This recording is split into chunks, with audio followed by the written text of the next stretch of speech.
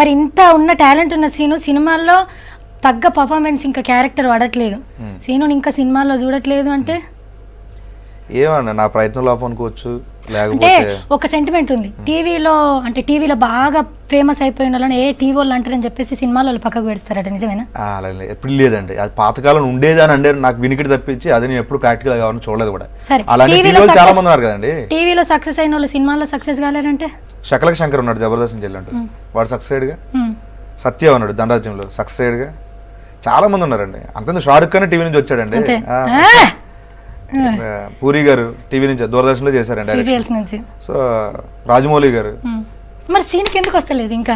అదే వస్తలేదంటే మరి ఏమో నేను నచ్చట్లేదేమో కొంతమందికి, అంతే అంతే. ఈడేంది కొంచెం అని అనుకోవచ్చు కొంతమంది, ఇటు బాగా చేస్తున్నాడు, కరెక్ట్ క్యారెక్టర్ ఇవ్వాలి అని చెప్పి అనుకుని ఉంటారు. లేకపోతే నేను ఆఫీసులకి వెళ్ళట్లేదు, కొన్ని ఆఫీసులకి వెళ్ళట్లేదు అని అది ఉండొచ్చు. అంటే ప్రయత్నం ఏం లేదా సినిమాలకు క్యారెక్టర్ల గురించి? ప్రయత్నం అంటే నేను తక్కువ చేస్తున్నానండి. నేను నా సైడ్ నుంచి అయితే నేను ఏదో చేసేస్తాను, నాకు ఎవడవట్లని చెప్పట్లేదు, నేను తక్కువే చేస్తున్నాను ప్రయత్నం. బట్ ప్రస్తుతానికి చేస్తున్నాను సినిమాలు, చేసే కూడా చిన్న సినిమాలు చేస్తున్నాను. పెద్ద సినిమాల్లో కూడా చిన్న చిన్న క్యారెక్టర్లు అప్పుడప్పుడు వచ్చాయి. సో అది అంత పేరు రాదు, చిన్న చేసిన అంత వేస్ట్. సో చిన్న చేసుకుంటే అలా అలా అలా వాళ్ళు కొంచెం రిలేషన్షిప్ మెయింటైన్ చేస్తూ వెళ్తే పెద్ద పడవచ్చు. సో నా ప్రయత్నంలో బాగానే ఈ 150 సినిమాలు కూడా చేస్తున్నాను చిరంజీవి గారితో. సో ఈ సినిమా తర్వాత ఏమైనా అది నచ్చితే థ్యాంక్ యూ అండి. అదొక డ్రీమ్ అందరికి.